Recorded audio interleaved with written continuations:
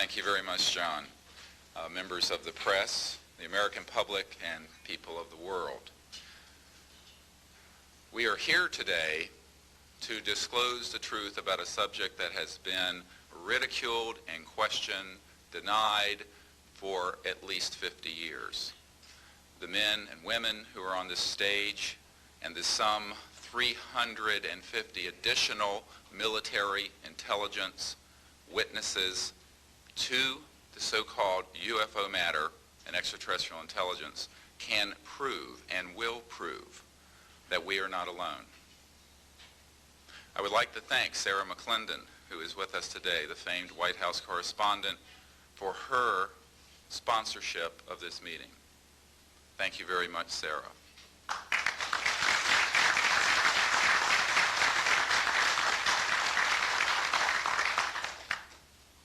In 1993, a group of military advisors to this project and I met out in the countryside in Virginia. And we decided that it was time for civilians, military, intelligence, and other people to come together to disclose the truth about the subject which is called UFOs. Since that time, I have personally briefed a sitting Director of Central Intelligence, James Woolsey, President Clinton's first CIA director. I have personally briefed the head of the Defense Intelligence Agency, the head of Intelligence Joint Staff, members of the Senate Intelligence Committee, many members of Congress, members of the European leadership, the Japanese cabinet, and others. And what I have found is that none of them are surprised that this is true, but they are uniformly horrified that they have not had access to these projects. We can establish through these witnesses whom we have identified, which now number over 400, and these are people who have been inside the CIA, NSA, NRO, Air Force, Navy, Marines, Army, all divisions of the intelligence and military community, as well as corporate witnesses, contractors to the government. And these are folks who have been involved in so-called black budget or covert unacknowledged projects. These unacknowledged special access projects are taking in at least $40 to $80 billion per year. And they are sitting on technologies that can change the world forever. The reason we are coming forward now is that we are asking for the U.S. Congress and for President Bush to move towards an official inquiry and disclosure on this subject. It has the most profound implications for the human future, for the U.S. national security, and for world peace. Specifically, technologies connected to UFO and extraterrestrial vehicles, if declassified and used for peaceful energy generation and propulsion, would solve the looming energy crisis definitively, would end global warming, would correct the environmental challenges that the Earth is facing. It is also critical that we begin to debate as a society the propriety of placing weapons in space. If indeed, as we can prove, it is true that we are not alone and that space is territory which we are sharing with other civilizations, it could be a very imprudent, destabilizing thing to place weapons in space. This is not being debated because it is off the national and international radar screens. It needs to be placed on it, and we are here today to do it. We can establish through this testimony that these objects of extraterrestrial origin have been tracked on radar going thousands of miles per hour, stopping and making right-hand turns, that they use anti-gravity propulsion systems, which we have already figured out how they work in classified projects in the United States, Great Britain, and elsewhere. That these objects have landed on terra firma, at times have been disabled, and have been retrieved specifically by teams within the United States, that extraterrestrial life forms have been retrieved, and their vehicles have been taken and studied thoroughly for at least 50 years. We can prove through the testimony and documents that we will be presenting that this subject has been hidden from members of Congress and at least 2 administrations that we are aware of, presidential administrations, and that the Constitution of the United States has been subverted by the growing power of these classified projects, and that this is a danger to the national security. There is no evidence, I wish to emphasize, that these life forms from elsewhere are hostile towards us, but there is a great deal of evidence that they are concerned with our hostility. There are times when they have neutralized or rendered inert the launch capabilities of intercontinental ballistic missiles. Witnesses here today will describe those events to you. They have shown clearly that they do not want us to weaponize space, and yet we are proceeding down that dangerous path. And it will be established that these projects, because they have not been supervised properly by the Congress, by the U.S. President, by the international community, have become a threat to the national security. And for this reason, we feel we must disclose the facts. This is the beginning of the campaign for disclosure. And in a memo that I wrote to President Bush last week, I've stated that this campaign will persist until our goals are met, and they are as follows: that we have open, honest hearings on the subject in the U.S. Congress, that there be a permanent ban on the weaponization of space or the targeting of any objects of extraterrestrial origin, that there be a full and complete study of classified technologies connected to this subject to see how they could be properly declassified and applied for peaceful energy generation so that the world may get off of fossil fuels in enough time to prevent greater ecosystem damage or war over the looming energy crisis, which is sure to sweep the earth in the coming decade. This is a matter of the most pressing import. It has been ridiculed, yes.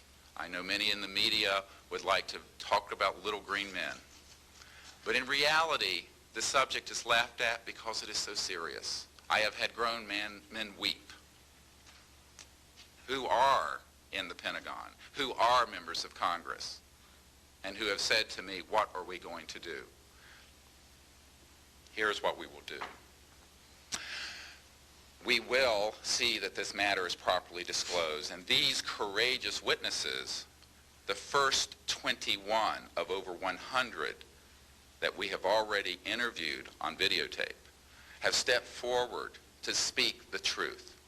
Now, I expect people to be skeptical, but not irrationally so, because these men and women have come forward and they have their credentials, they can establish who they are, and they have been first-hand witnesses to some of the most important events in the history of the human race. As was pointed out to me by some of the men here, they were charged with handling the nuclear weapons of the United States. Their word was trusted on everything of great importance for the national security. We must trust their word now. As Monsignor Balducci said at the Vatican, in an interview I had with him recently, it is irrational not to accept the testimony of these witnesses. So please be skeptical, but that is not the same as prejudiced and closed-minded. This is a matter of great importance, and I ask the media, the scientific community, and the political community to look seriously at this matter and to do the right thing for humanity and for our children. We have available for the media and for members of Congress a nearly 500-page briefing document with transcripts from dozens of these top-secret witnesses. We have a 4-hour videotape summary. It's not a commercial product, I'll warn you, from this project of the 120 hours that we have in interviews so far. They've been boiled down to 4 hours, and it's available for the Congress to review and for the major media to review. We can establish that this subject is real and has tremendous significance for the human future. I ask on all of you who are listening to contact the members of Congress that represent you and the leaders around the world and other countries and ask them to hold an honest inquiry into this subject, to support a ban on weaponizing space, since we are sharing space with other life forms, and that we move quickly as a people to understanding that this is the end of the childhood of the human race. It is time for us to become mature adults in the cosmic civilizations out there. To do this, we must become a peaceful civilization, and we must look as we go into space with an intent of cooperating with other civilizations, not weaponizing that high frontier. The men and women who will speak next will do so in order, beginning on your left. They will introduce themselves. I ask for the media to refrain from questions until each witness has spoken briefly about who they are and what they have personally been involved with or witnessed in their government, military, or government-connected careers. At the end, we will have questions. All of you may ask questions for as long as we can stay here, and we will provide you with all the information that you need. So we will begin now with the first of our witnesses, Mr. John Callahan.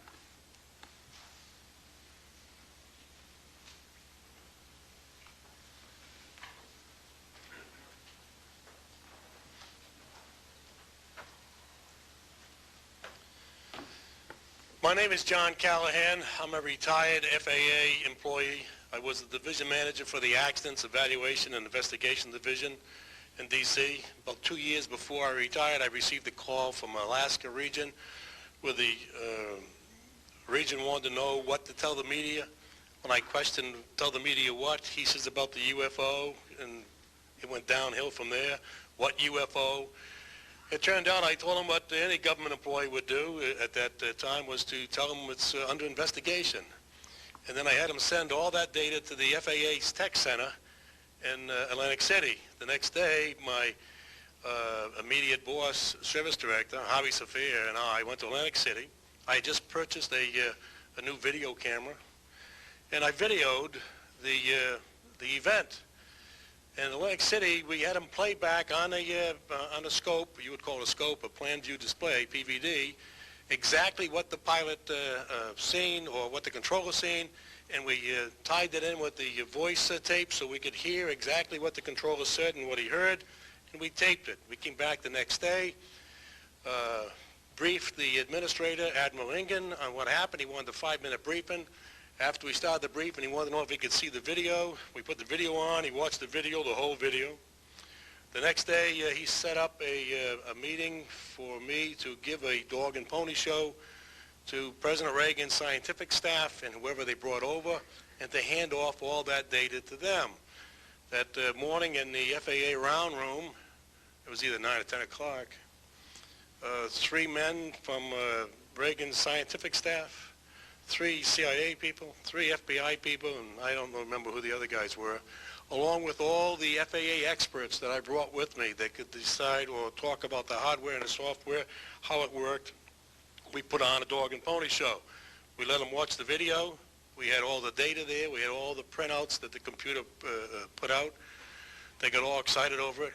When it was all done, the CIA, one of the CIA men told the people they were now sworn to secrecy, that this meeting never happened and this event never happened. When I asked him why, I thought it was probably just a stealth bomber at the time, he says, well, this is the first time that we have recorded radar data on a UFO, and these guys are going to get all excited, drooling over all this data. I said, well, you're going to tell the public about it? And he says, no, we don't tell the public about this. It would panic the public. He says, we're going to go back and study this. I said, okay. It was what he was going to do. Now, I've told this story many times, and I get sometimes funny looks from people. I have with me the voice tapes of the controllers that were involved, the FAA original tapes. See, after we handed this stuff off to the president's staff, the FAA didn't know what to do with it. We don't separate UFOs from real traffic, so it's not our problem, okay? have a copy of the original of the video that we took, which is rather interesting. And once the thing was all over, the reports started coming into my office, but because it wasn't an FAA air traffic problem, the FAA's report ended up on a table in my office. And it stayed there until I retired, when one of the staffers packed up all my gear and helped it move to my house. Also, in a box I found just a few days ago in my 1992 tax return, I have the target printouts from the computer data, which, so if you wanted to or look at every target that was up there at the time, you can now reproduce this from this piece of paper here. And it's called the UFO incident, Japan 1648, I believe the number was. It happened on November the 18th, 1986. I'm prepared to go to Congress to swear before Congress that everything I've told you people and everything that is here is the truth. Thank you.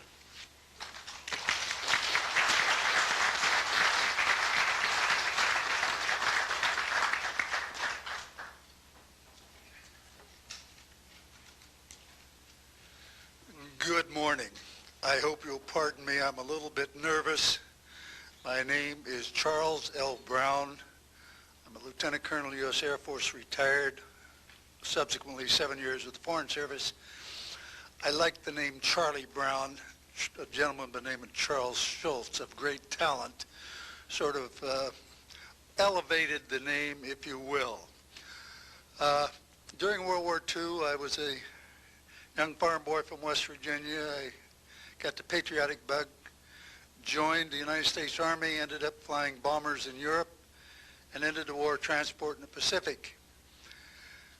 Finished college in the summer, late summer of '49, recalled to active duty in the newly formed United States Air Force. I was assigned to an organization called Office of Special Investigations. The Air Force, as most of you know, was formed in 1947. OSI, as a central investigative agency for the Air Force, was formed, I think, in 1948. So everything was relatively new. Needless to say, starting in '47, UFOs were rather new. The Air Force Intelligence, or Air Technical Intelligence Center was at Wright-Patterson Air Force Base, and I had my office in a building adjacent to it. And our organization was the worldwide investigative agency for the Air Force for any unidentified flying objects. This lasted for about 2 years. The project name was known as Project Grudge. It was the predecessor to a project known as Blue Book, which Ed Ruppelt headed. During my experience with it, I would collect the data from I didn't collect it, it was sent into my office. I analyzed it. As a pilot investigator, I was able to offer some bits of advice to the Air Technical Intelligence people. Now, you might visualize a massive office, but as I recall, we had a first lieutenant, a secretary, and a technical sergeant. That was the essence of Project Blue Book when it started, or Project Grudge, Blue Book, and expanded somewhat. During the review as an analyst of these various documentary reports, if you will, or documents, I became clearly convinced that there was substance to what was being reported, in that we had ground visual, ground radar, airborne visual, and airborne radar confirmation of some of these sightings. The individuals who made the sightings were everything from airline pilots, military pilots, police officers, some of the people that your lives depend upon on a daily basis. These are very reputable and credible people. To condense 50 years plus of interest in this, I finally had 2 sightings about 2 years ago from the ground. Of the thousands of hours I've either flown in the heavens or looked to them, I saw 2 inexplicable objects, unexplainable anyway to me. I won't go into that. But the ultimate of my testimony is that I have believed in the existence of extraterrestrial life and the fact that they have vehicles in our space for a little over 50 years. And I hope that the testimony here from very credible people will convince you of that and will further Steve Greer's disclosure project, in that pressure needs to be brought to bring this to the attention not only of the Americans, but of people all over the planet. These vehicles have been seen and confirmed all over the planet. I am willing to sign a sworn statement or testify to my judgment and to what I have observed. And I think you'll excuse me, after 50 years, my memory is not as sharp as, of course, I can't remember what I had for breakfast, but anyway, such things do exist. Please believe me. Please believe those who follow me. Thank you.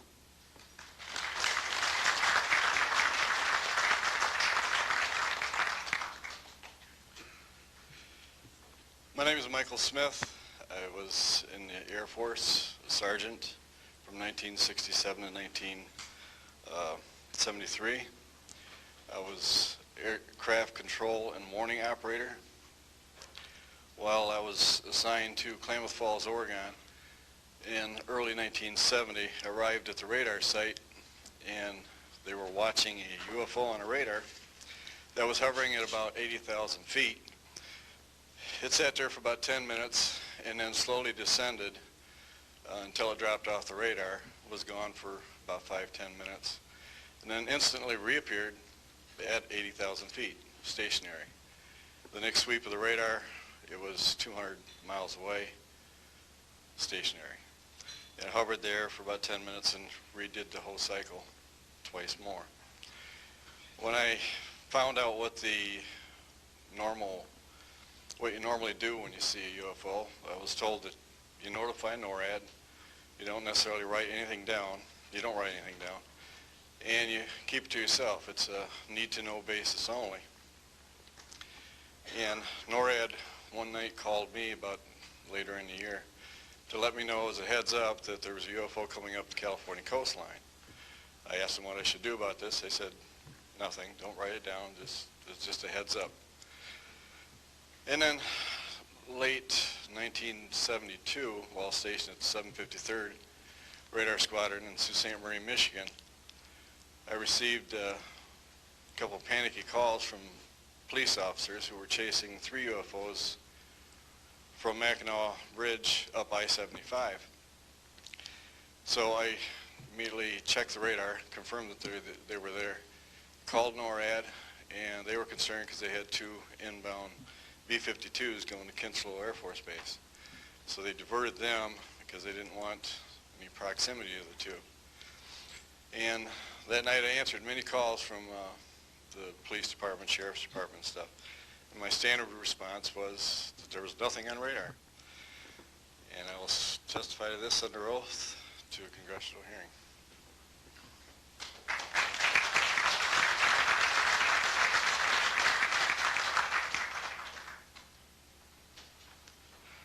Good morning. My name is Enrique Colbeck. I am a traffic controller. I'm sorry for my English. I'm so scared. I'm not accustomed to talk in front of a lot of people. I'm here because I'm being a witness in a voluntary way on my work. I work in Mexico City as radar controller and the International Airport of Mexico. And I'm going to give an example about this sinus that we have in Mexico for several years, and this issue happens a lot of times in my country, unfortunately. For example, March 4, 1992, we detected 15 objects west side of the Toluca airport, that is very close of our international airport at 50 miles, more or less. Then July 28 of 1994, we have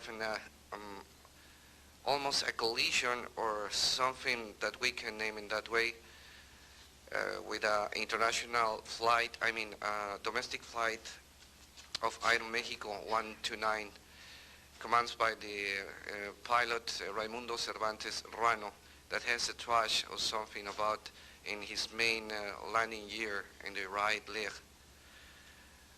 That's occurred at night at 10:30 more or less. Then in the next week, the same year, in the same moment, the Aeromexico Flight 904 has another almost collision that was reported for the pilot Corso, the Capitan Corso, at 11:30 in the morning, and we detect that object on a radar suddenly, just for a moment. Then in the next week we have a lot of sightings reported by the pilots that give us information about the weird traffic or something, bright lights and different times, and we detect some of them in that week. But in September 15 of 1994, we have a detection about 5 hours, more or less, on a radar and a new equipment that we believe that that equipment was working in not a good way, because it's not common that you have detection by 5 hours of the same object and apparently without movement. Well, we concur with the technical persons of radar in our country that the radar system was working well, and was very exciting, and we surprised when at the next day we received information about a periodist named Jaime Maussan that is studied these cases in Mexico, about that a sighting from a lot of people in the Metepec city. There is another point located southeast of the Toluca airport, about a sighting of the big flying saucer, apparently 50 meters of diameter, than for a lot of people, and that led the trashes something in the ground. Well, next November 24 of 1994, we have on service officially our new radar system, and after that moment we have information very exactly about of these sightings at the same time with the pilots and detections. That's why I'm here, because we consider in my country that this is very dangerous. We have a lot of more cases, but I don't want to use more time in this. But it's very important that the people on the world knows these events and consider that could be very dangerous for aeronautical situation, especially in my country. I don't know why in my country that's occur frequently, but the point is that happens, and we consider dangers, and we had only, unfortunately, one trash, but we don't want to have another more. Thank you very much, and I'm sorry for my English.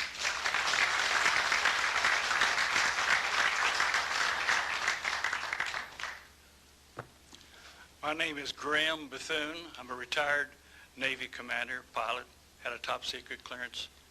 50 years ago, February the 10th, 1951, I was flying from Keflavik, Iceland to Argentia, Newfoundland. It was at night, it was dark. About 300 miles outside of Argentia, I saw a glow on the water, like approaching the city at night. As we approached this glow, it turned to a monstrous circle of white lights on the water. We watched this for a while. The lights went out. There was nothing on the water.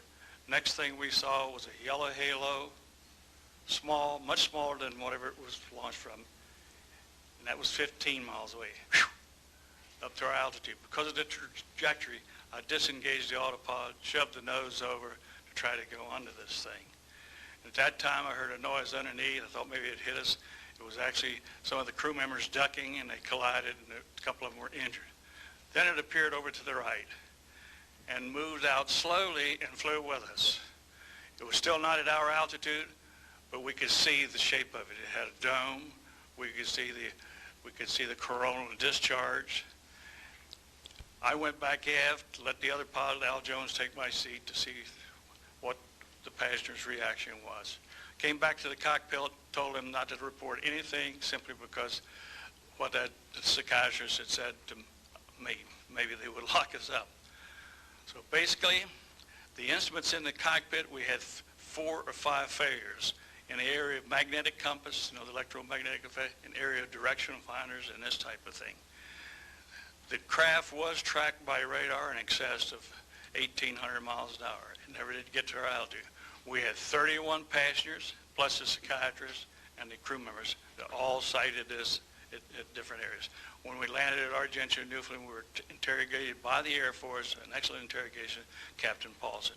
When we landed at the Naval Air Test Center here at Patuxent River, we were required by Navy intelligence to make out individual reports. Out of the National Archives, I have the 18-page official Navy and Air Force report. I've made up a report to straighten out all the truth. There's a stack of books out there this high that have written all of this up. So the truth is here. I will testify under oath before Congress that everything that I have said is true.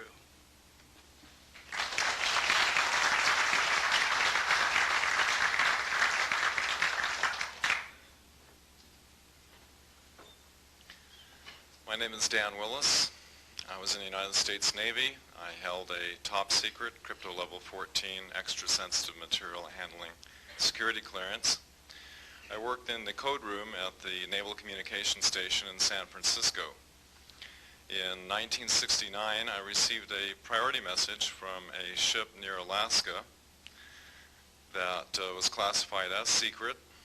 The ship reported emerging out of the ocean near port bow, a brightly glowing reddish-orange elliptical object, approximately 70 feet in diameter, emerged out of the water, shot into space, traveling at about 7,000 miles per hour. This was tracked on ship's radar and substantiated. Years later, I worked at the Naval Electronic Engineering Center in San Diego for 13 years.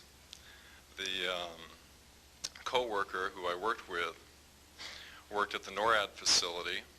When he first started working at the facility, he noticed objects going on the screens that track everything out in space and in the air, objects going off the scale, doing right-angle turns. When he inquired, his older supervisor advised him that, quote, it was just a visit from one of our little friends.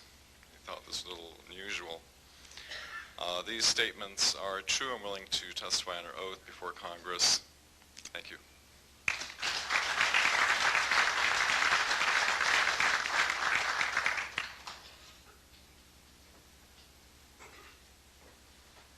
My name is Don Phillips.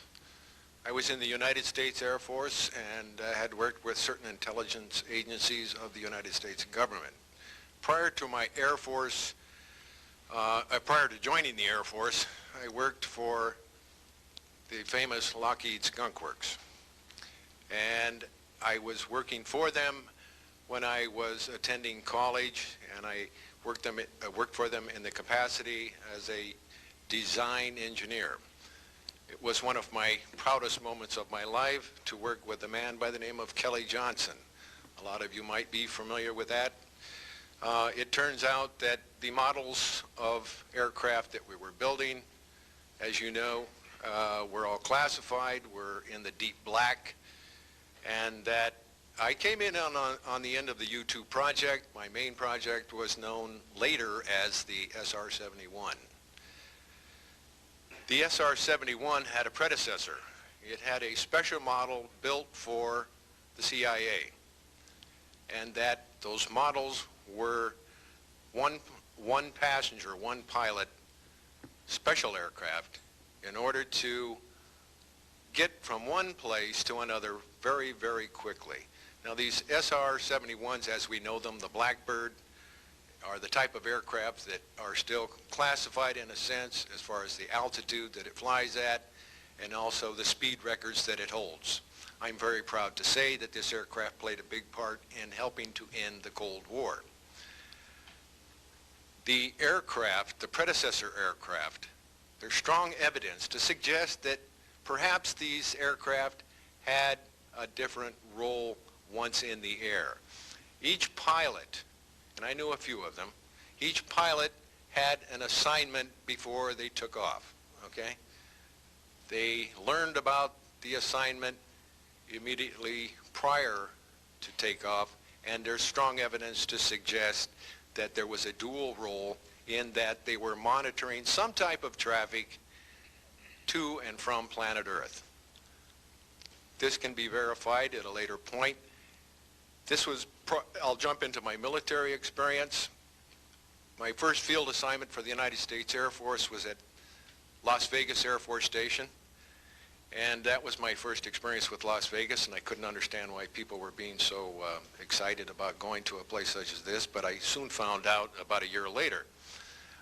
Nellis Air Force Base is located there. Nellis is a major training center for different types of special aircraft and fighter aircraft, one of the premier training sites for pilots all around the world. However, when I learned that my assignment was at a radar site 50 miles out of town, up near Mount Charleston, I had no idea where I'd be, so finally in the daylight I was able to find the location and reported in 1965 for duty. In 1966, early in the morning, about 1 to 2 a.m., I was staying there on base, and our barracks were at about 8,000 feet. I heard a lot of commotion. You know, at that altitude, sound carries tremendously. And I thought, well, it's early in the morning, it's summertime, and it's very warm, and maybe I should get up and take a look. I didn't really want to, but I got up and took a look, walked up to the main road up near my office, which was the commander's office. I was on the commander's staff, Lieutenant Colonel Charles Evans. And I was saying, who's making all this noise? Who's making all this noise at this time of the morning? So when I got within about 50 yards of the 4 or 5 people that were standing there, one being the chief of security, they were looking up in the air, and I says, gee, their heads are all looking at the same direction. Well, I looked up to the west, northwest, and to my amazement, there were lights flashing around the sky, moving at anywhere from what seemed like 2,400 to about 3,800 miles per hour. Now, the fact that we're taking an estimate from a distance, we figured, well, this is quite something. However, we continued to watch these darting lights go across the sky and stop, absolutely stop, come to a dead stop, and reverse in an acute angle their direction, and then proceed on in they were traveling so fast that you could almost see a pattern left by, if you are computer people, when you move a mouse real quick across the screen, you see a little bit of a tail. Well, that's exactly the way these 6 or 7 craft worked. After 5 minutes of watching these things, they all seemed to group up to the west, northwest, okay? They started to come in on a circle. But what I would like to point out is that where they were putting on their display in the north-northwest sky, just directly east of that is what is known as Area 51. Area 51 is a AEC name, okay? Atomic Energy Commission. That was the old name for Atomic Energy Commission. We knew it as the Groom Lake Flight Test Facility in the Air Force. And it was where we tested our aircraft after we got the prototype made from the Skunk Works. So here are these, let's get back to the circle in the sky. What they did was coalesce and started rotating in a circle, and then they disappeared. Well, I thought, gee, this is something that we have to keep quiet, and that was verified by the chief of security. But we waited there and talked it over for a little bit, and it seemed like, I think it was an hour. Then came the radar people from the scopes, which were at 10,000 plus feet, came down for their dinner at 2 o'clock in the morning. And the first person off the bus was a good friend of mine, Anthony Kesar. He said, he was white as a sheet, and he says, did you see that? Yeah, we all said, yeah, it was a nice display. What a show. He says, we documented them on radar. And he says, we didn't give them clearance. The standing order was let them fly through the radar beam. He says, we documented 6 to 7 UFOs. Now, we don't know who was guiding those, but they were certainly intelligent, and we don't know where they landed because they coalesced and disappeared.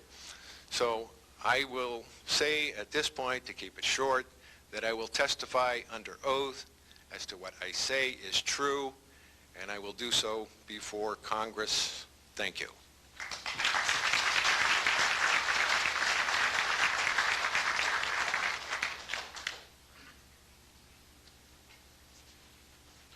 My name is Robert Solis.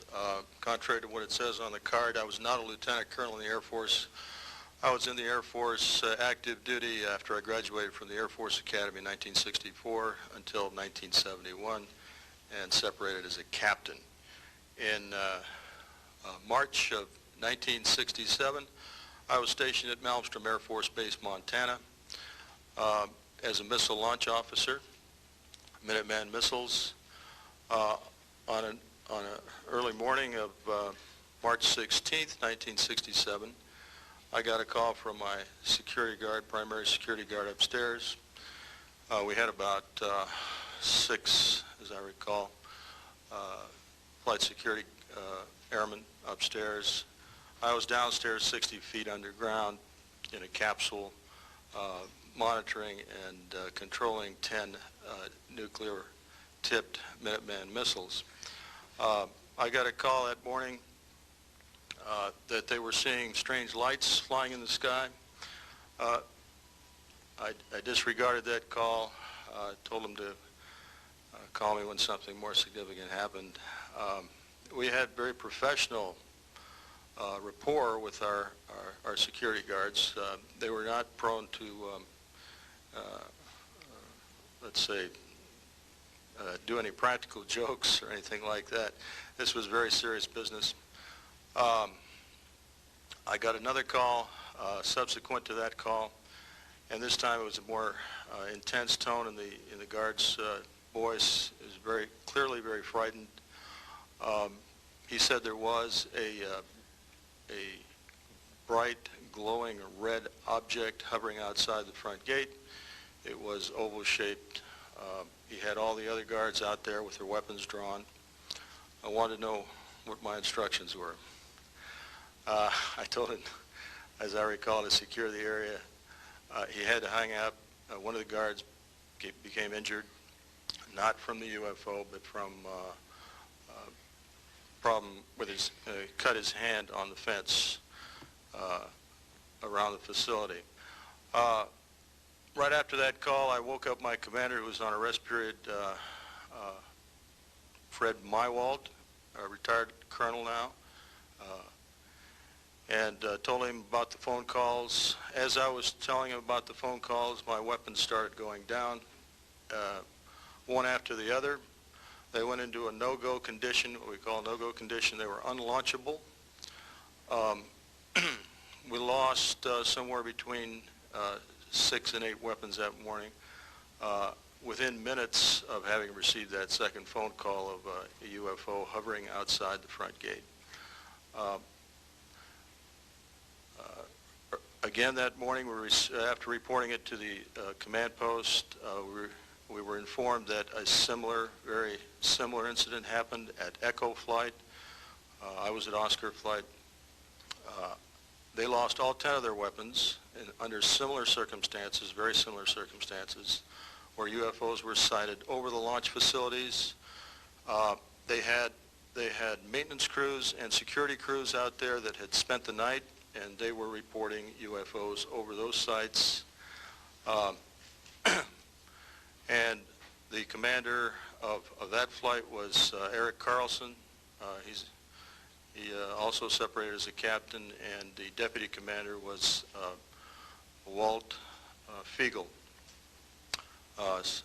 retired as a lieutenant colonel. We have those witnesses that I just mentioned, the names I just mentioned have spoken of this event before, and they will back up this story. We also have documentation that I received through FOA requests from the Air Force outlining the Echo flight incident and including in that documentation a reference to UFOs. We have telexes covering this incident, and in one telex it says the fact that no apparent reason for the loss of 10 missiles can be readily identified is cause for grave concern to this headquarters. This was from SAC headquarters. So we've got those telexes. I've got about 12 witnesses that'll verify parts of this story, including of a man who investigated the incident afterwards for the Air Force, and you'll hear a little bit more about that from the next witness. And also another guard that witnessed a UFO in that same time period, and another officer who retired a full colonel who had other reports of UFOs. Ancillary to that, excuse me, I've got the complete report on a Minot, North Dakota incident. That was Minot Air Force Base, North Dakota, which happened in August of 1966. Very similar. UFOs sighted over missile silos and, I'm sorry, okay. UFOs sighted over missile silos, and also a UFO incident that was investigated by the Air Force immediately after our incident within a week. I'm willing to testify to the truth of all these matters that I've spoken about this in front of Congress under oath. Thank you.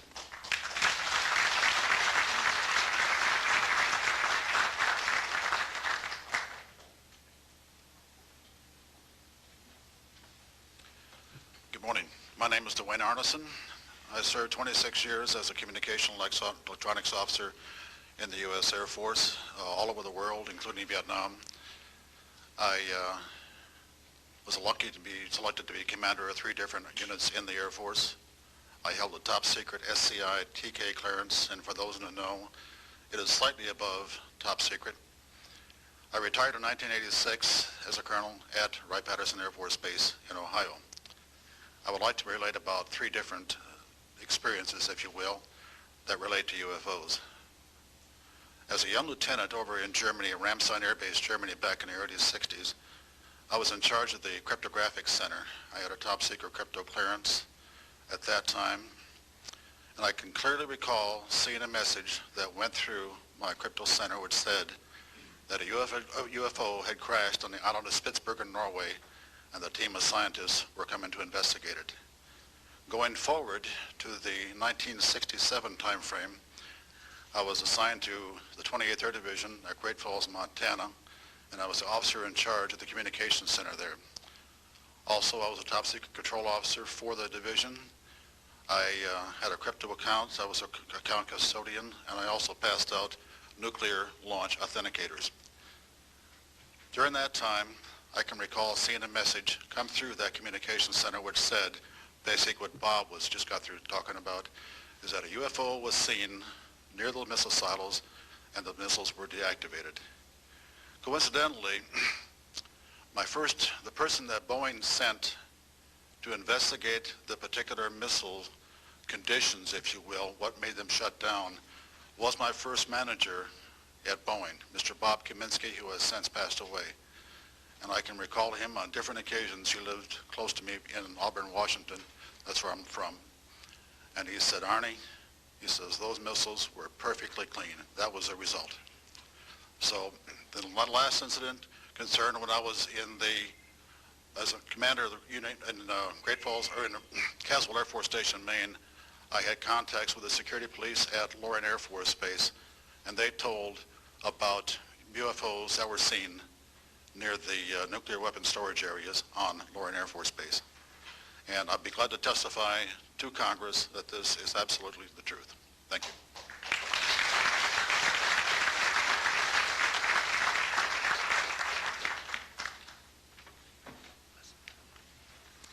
Good morning. My name is Harlan Bentley.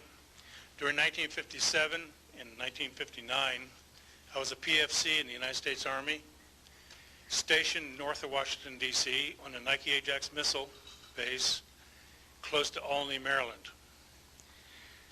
In May, this month of 1958, about 6 a.m., I heard a noise outside that sounded like a pulsating transformer. I sat up in my bunk, I looked out the window, I saw a craft heading for the ground and crashed. Pieces broke off of that craft, immediately took off again. So there's a lot more to that story, but I've got to speed this up. Now, the next night, I was on radar duty. I get a call from the Gaithersburg missile base. He says, hey, I got 12 to 15 UFOs outside, 50 to 100 feet above me. So I asked him, I said, what does it sound like? He took his head mic off, held it out the van window, and said, here. And the same sound I heard the previous morning, except a lot more of them. So my radar was on standby, so I immediately turned it on and got the blip just outside the ground clutter. I marked it on my radar screen. And then for a few minutes later, all of a sudden they took off. As they took off, the sweep came around, hit the blip. The second, when it came around, it hit it again. That blip was 2/3 away off my radar scope. In order to get that far at a constant velocity was 17,000 miles an hour. That was my first incident. 10 years later, by this time I received a Bachelor of Science degree in electrical engineering, and I was working in California. Now, I'm sorry that all I can say is I was somewhere in California working on a classified project that had nothing to do with my experience that I had there. As I was working, and it was like 2 or 3 in the morning, California time, I heard a Houston astronaut communication link, comlink. I didn't pay much attention to it until I heard the word bogey. Of course, my ears picked up immediately. An unidentified flying object of some sort, whether it's a craft, meteorite, or whatever, was on a collision course with that module going to loop around the moon. So basically, I listened for some time, and then I stopped and went back to work. And then I heard, there they go. In the astronaut world, for some of you may or may not know this, there's a term called green turtle. And it used to be, I don't know if it is today or not, but it used to be is you're not allowed to use profanity over the net. And the first person that does that, whoever hears it first and says green turtle, that astronaut's got to buy that man and his entire family a dinner at the most expensive place at Cape Canaveral. Well, to end this real quick, one of them said, damn, they went off, the UFOs took off. He says, damn, that was fast. And somebody yelled, green turtle. And then he said another word, a synonym to crap. And then somebody else yelled, green turtle.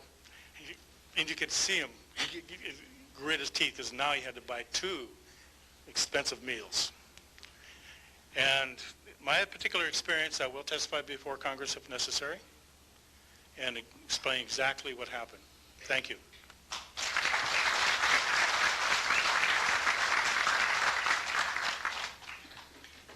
My name is John Maynard. I'm a retired Army. I retired as Sergeant First Class. For my entire 21 years of service, I held a top secret clearance.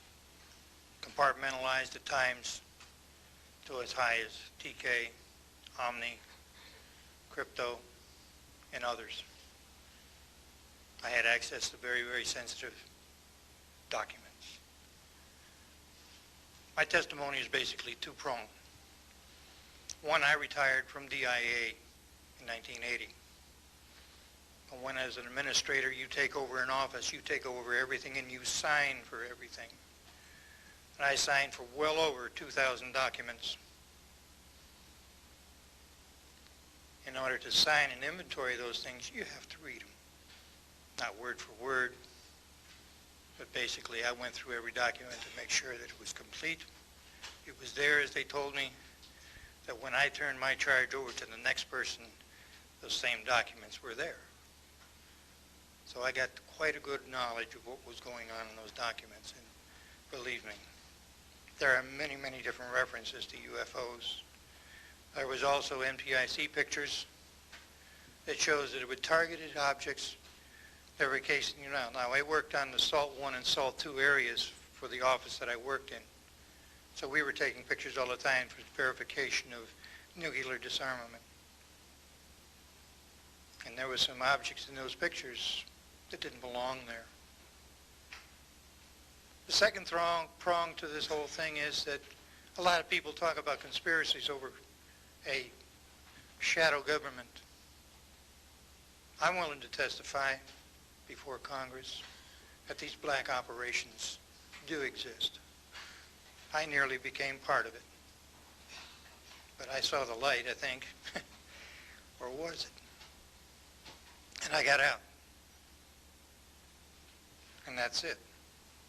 We have to disclose what we know. And I am willing to testify before Congress under oath, or before any other organization, that what I witnessed was true.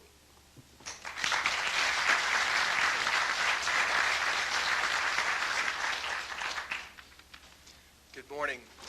My name is Carl Wolf, and I was a precision electronics photographic repairman with a top secret crypto clearance in the United States Air Force. I was stationed at Langley Air Force Base in Virginia. In 1965, in mid-1965, I was loaned to the Lunar Orbiter Project at NASA on Langley Field. Dr. Colley was in charge of that project. They had problems with a piece of electronic equipment that was bottlenecking their production of photographs. I went to the facility, and when I walked into the facility, there were scientists from all over the world. I was stunned, actually, to see people at a NASA project from all over the world. It didn't make any sense to me initially. I was taken into the laboratory where the equipment was malfunctioning.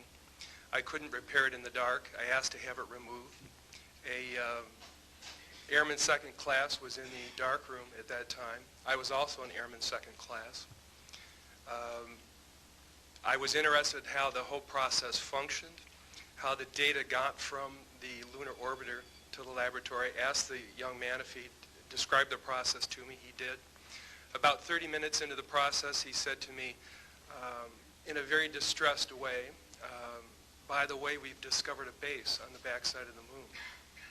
And then he proceeded to put photographs down in front of me, and clearly in these photographs were structures, mushroom-shaped buildings, spherical buildings, and towers.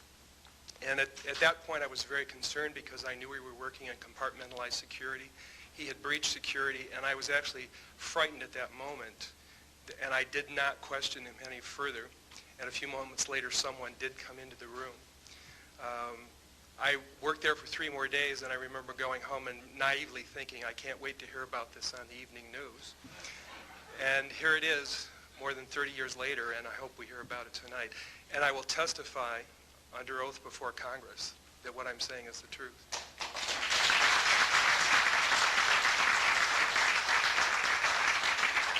Thank you, Carl. Good morning, everyone. My name is Donna Hare, and I worked at Philco Ford Aerospace from 1967 to 1981. During that time, I was a design illustrator, draftsman. I did the launch slides and landing slides, and also projection plotting boards, lunar maps for NASA. We were a contractor, but most of the time I worked on site, in Building 8. I had the opportunity to do extra work during downtime, which was between missions, and I walked into a photo lab, which was the NASA lab across the hallway. I had a secret clearance, which is not that high, but I was able to go into restricted areas, which this was. At the time, I was talking to one of the techs in there, and he drew my attention to a photograph, a NASA photograph. It had a dot on it, And I said, what is that? Well, he drew my attention to it, and I said, is that a dot on the emulsion? And he said, and he's smiling, and he has his hands crossed, and he said, round dots on the emulsion don't leave round shadows on the ground. And this was an aerial photograph of the Earth, I'm assuming the Earth, because it had pine trees on it, and the shadows of the craft, or whatever it was, were in the same angle as the trees. And by its very nature, UFO, and I wanted to clarify that to a gentleman that was talking to me, means unidentified. So I did not know what this was. But I realized at this point that it's very secret, that it was kept secret, because I asked him, what are you going to do with this piece of information? And he said, we always airbrush these out before we sell them to the public. So they're pesky little creatures appearing on this photograph they wanted to get rid of. After that, I decided I would ask questions to other people that work there. And I found that I had to ask them away from the site and not on site. A guard told me that he was asked to burn some photographs and not to look at them. And there was another guard guarding him, who was in green fatigues, watching him burn the photographs. And he said he was too tempted. He looked at one, and it was a picture of a UFO, and he was very descriptive. I can go into that later with anyone. He immediately was hit in the head, and he had a big gash in his forehead. He was knocked out, and he's terrified, so he would have to be protected. Another incident, I knew someone in quarantine with the Apollo astronauts. He told me that the Apollo astronauts saw craft on the moon when we landed, and that is what he told me. And he also was afraid. He said that the astronauts are told to keep this quiet. They're not allowed to talk about it. So I do want to let you know that I worked out there for a number of years, and I ran into this. So it's not something everyone knows that works out there for a long time. My boss didn't know about it. Some people that sat right next to me didn't know about it. It's very strange, because I don't know how they can do it, but they can let some people know about it and then others not. I'm willing to testify before Congress that what I'm saying is true, and thank you very much. Thank you.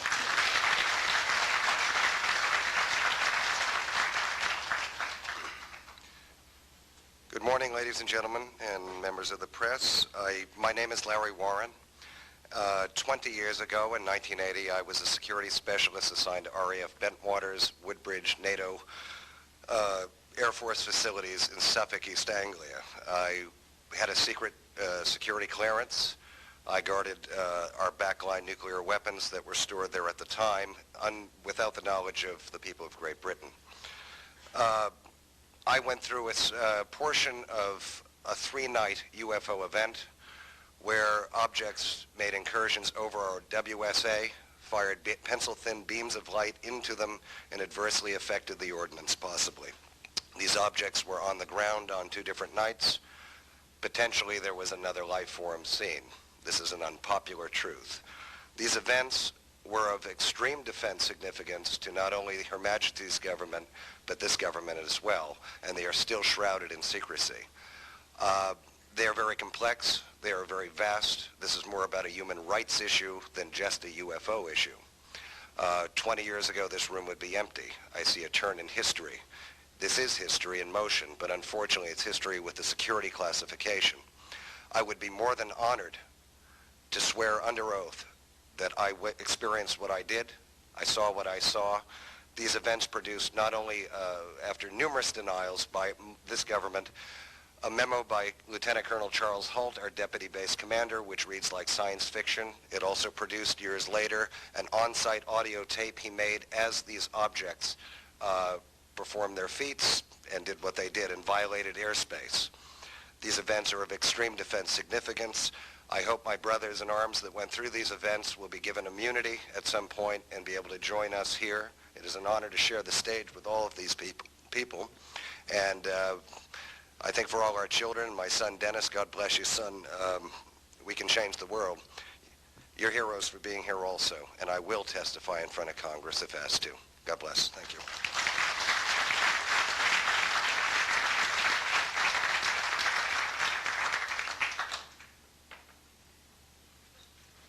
Hi, my name is George Filer III.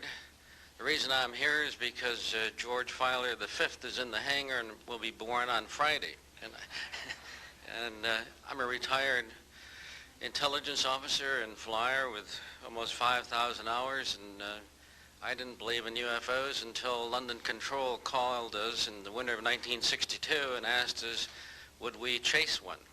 And we said, sure. So we let down from 30,000 feet to 1,000 feet where the UFO was hovering, and we went into a steep dive and actually exceeded the red line of the aircraft. So it's kind of dangerous chasing UFOs. Any case, I was able to get the UFO on the aircraft radar at about 40 miles, and we could see a light out in the distance, and as we closed, we kept on picking up this radar return. The point I'm mentioning that the radar return was very distinct and solid, indicating it was some kind of a metallic object. We got about a mile from the UFO, and it kind of lit up in the sky and went off into space, very similar to what the shuttle looks like when it takes off. Later on, I was working in intelligence. In Vietnam, I briefed General Brown about UFOs. When I was in 21st Air Force, in McGuire Air Force Base, briefed General Glau about a UFO over Tehran, Iran in 1976. That two F-4s from the Iranian Air Force had taken off and tried to intercept the UFO, and when they turned on their fire control systems, they immediately went out, all the electrical systems went out, the planes had to return to base. This was particularly significant because it was also picked up on satellites. In 1978, on January 18th, I was going into the base. Every morning I did the briefing to the general staff, and I noticed that there are some lights off in the distance at the end of the runway there. And when I got into the command post, the senior master sergeant in charge said that there had been UFOs in the pattern all night. They're on radar. The tower had seen them. They got in aircraft reports and so on. And that one had landed or crashed at Fort Dix. Fort Dix and McGuire are right together. And this is kind of like the Roswell of the East. But in any case, an alien had come off the craft and had been shot by a military policeman, and apparently was wounded and was heading for McGuire. So for whatever reason, the aliens liked the Air Force better than the Army, perhaps because they're shooting at them. But in any case, our security police went out there and found him on the end of the runway dead. And they asked me to brief the general staff, General Tom Sadler, and at the 8 o'clock stand-up briefing, and I said, I don't think I want to do this. You know, the general doesn't have a good sense of humor, and I'm not sure I believe this. So I did some checking, called the 438th Command Post, and everybody had pretty much the same story. And at 8 o'clock that morning, just before I went on, was going to brief this, and I was very worried about it. They said, don't brief it, that it's too hot, so to speak. That's pretty much my story, and I'm prepared to tell the story in front of Congress, and it is the truth. Now, because of this, I've stayed interested in UFOs, and I'm the Eastern Director of the Mutual UFO Network. And between the National Reporting Center and Peter Davenport and the MUFON, we get 100 reports a week on average of people from all over the United States that see these things regularly. And if you start checking, they're out there and they're low, and people are seeing them all the time. And these are highly qualified people, all of whom essentially give us the reports by email. Thank you.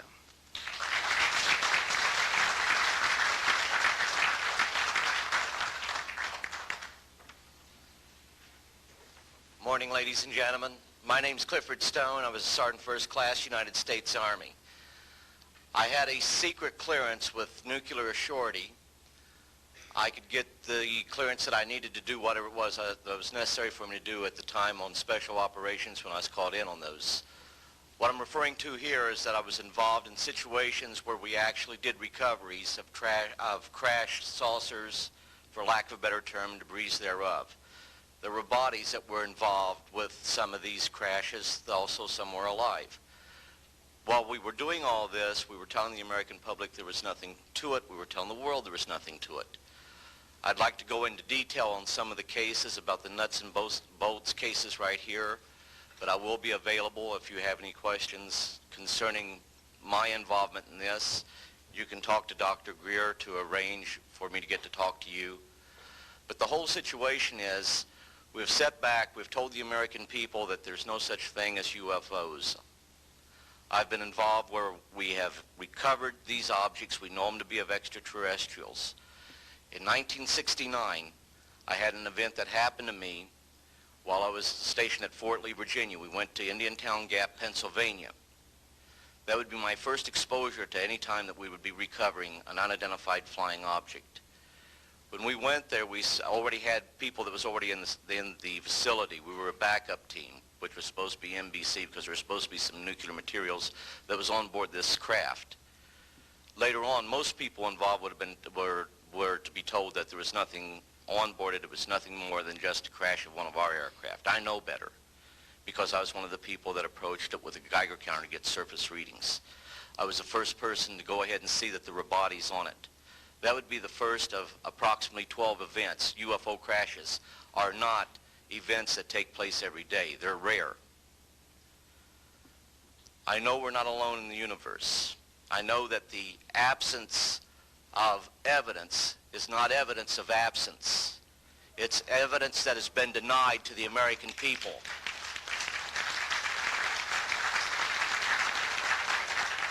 I stand before you today in my almighty God, and I tell you this. If Congress calls me in and says, will you testify in detail what you know, I stand here today prepared and ready to do just that. Governments must never lie to the people for no reason. Thank you.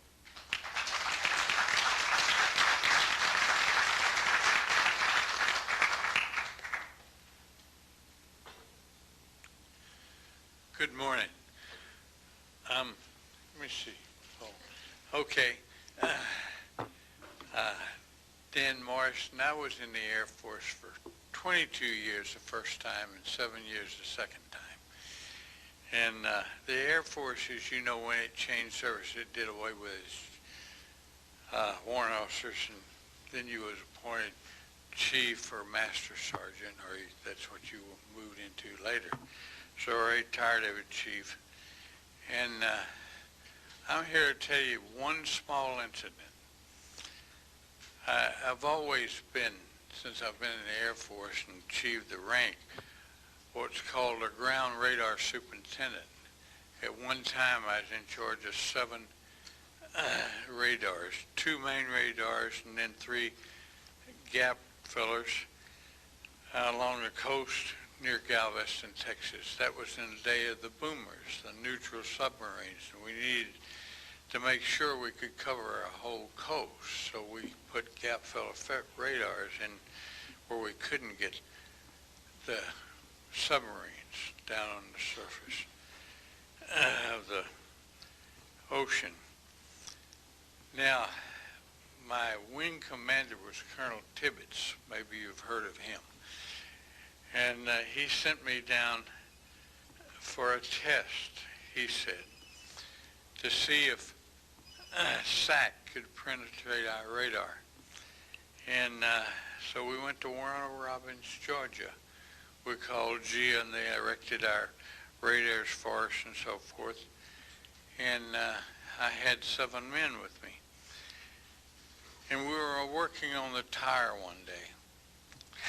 And this was Project Blue Book time, you know. So if you reported something like that, they send you to a psychiatrist and won't know why you wanted it out of the Air Force. But we was working, and somebody said, look, UFOs. Somebody turned around, and this guy said, just turn around and look. So we all turned around and stood there, open mouth, and there was three UFOs sitting out there about a mile from us, about 1,000 feet off the ground. Two on the bottom, one on top. And somebody says, what do you see? So we start consulting with each other. We say, now at the time, a Blue Book, you know, Professor Heineke, he was hired by the Air Force to debunk everything that was reported by, you know, anybody, especially anybody to the Air Force. And we said, well, if Heineke comes down here, it's either going to be somebody made a suggestion, so it's all suggestion, and then it's mass hypnosis, or it's swamp gas. And somebody said, good, none of that paints on radar. Let's go down and turn the radar on and see if it paints. Yeah, that's a good idea. So we went down, the 2 men that was in operations, you know, when they come out through, I says, go get the official cameras, take pictures of what you see out there. So then I told the guys that on the operating of the radar, I said, put the radar cameras on, take pictures of what shows up on the scopes. So they did that. Now, what was unusual about this craft sits there, all three of them sit there for about 40 minutes. And they're taking pictures, and they're taking radar pictures and everything. And we're wandering, and we look, all of us have to take a look every once in a while. And so I called headquarters, which it was the Air Proving Ground Command. I said, we got a contact. And he says, you mean SAC is running a penetration mission? I said, no, I mean Cosmos. And he says, okay, scramble on your phone. So you pushed a button, he pushed his, and I said, okay. And he says, what do you mean, you know, that you got a Cosmos contact? I said, we got 3 flying saucers sitting out there. You taking pictures? Taking pictures. Okay, taking radar pictures too? Taking radar pictures. Okay, I'll send you a courier up. You pack everything up, and you send it to headquarters. So we did, and by the time the courier got there, we gave him everything, and we never got an acknowledgement that those pictures ever got to headquarters. Never heard from them again, except 2 weeks later we got orders to tear down everything and move back to the Air Proving Ground Command. But when we developed all the pictures at the photo lab, I gave each one of them men 6 pictures apiece. I said, save this for your grandkids. And so I have pictures. They all have pictures, and we hope their grandkids have seen them like mine has. And I'd be happy to tell Congress this, testify for them. And I thank every one of you for being here today. Thank you.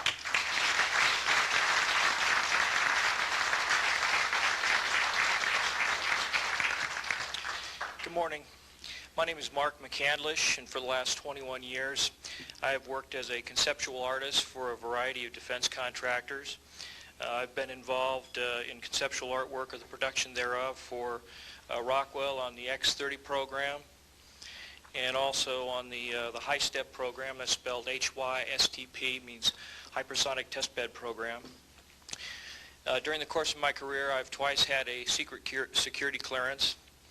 In 1967, while my father was stationed at Westover Air Force Base, the headquarters for 8th Air Force Strategic Air Command, I witnessed and watched through a telescope a UFO which hovered over a nuclear weapons storage facility for approximately 10 minutes and then departed with an acceleration approaching a bullet leaving a rifle barrel. In 1988, in November, a college buddy of mine, an associate by the name of Brad Sorensen, informed me that he had personally witnessed 3 flying saucers at a very large hangar at Norton Air Force Base during the course of an air show that was held on Saturday, November 12, 1988. I subsequently called my congressman from that district.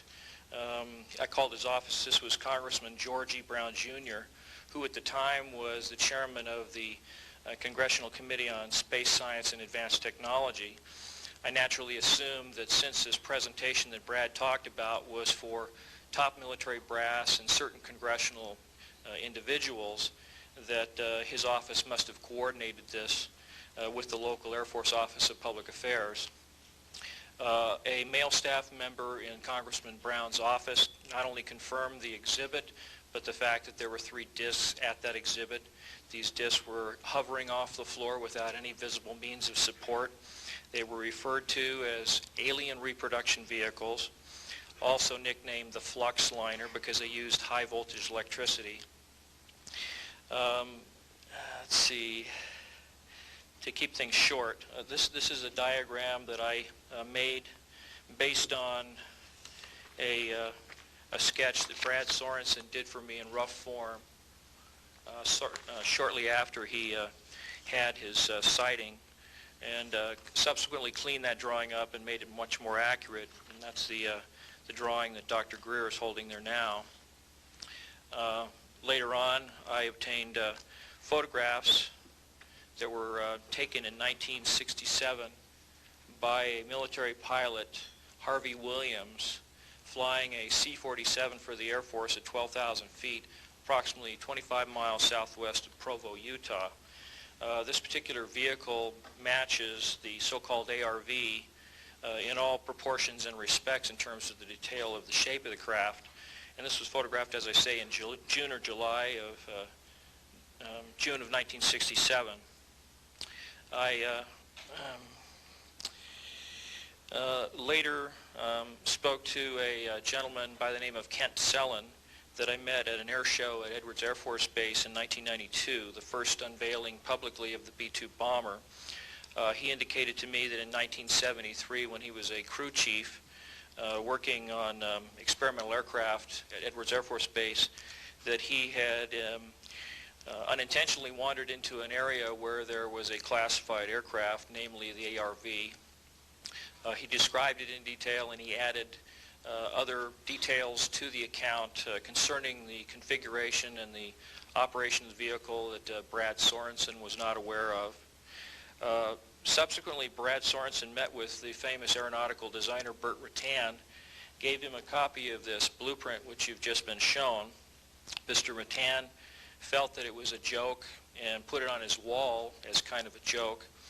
And a third party confirmed for me later that a Colonel Ray Walsh from Edwards Air Force Base was visiting Mr. Rutan, saw this blueprint on the wall and registered quite a degree of shock and anger, wanted to know where the hell he got this blueprint, because there was in fact such a craft at that time, approximately 1994, 95, in a hangar at Edwards Air Force Base, North Base Complex at that time. Subsequently, I've done a lot of research on this product, this vehicle. I've come across a number of declassified documents that show that the Air Force, as early as 1960, was wind tunnel testing flying saucer shapes up to Mach 20. And I also have declassified NASA documents that show similar shapes. In fact, this is the document here that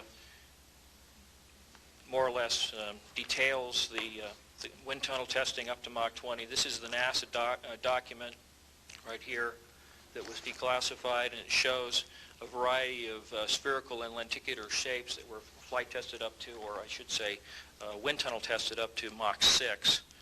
I subsequently obtained a copy of an inter-office memo from Hercules Aerospace that describes a particular type of science involving something called zero-point energy and scalar waves. According to Brad Sorensen, this is the basis of the technology for these anti-gravity propulsion systems. This particular document here describes 6 different meetings involving the Defense Intelligence Agency and cooperative efforts with the Russian scientific community in investigating this, what is called the fundamental enabling technology that was originally discovered apparently by Nikola Tesla in the early 1900s.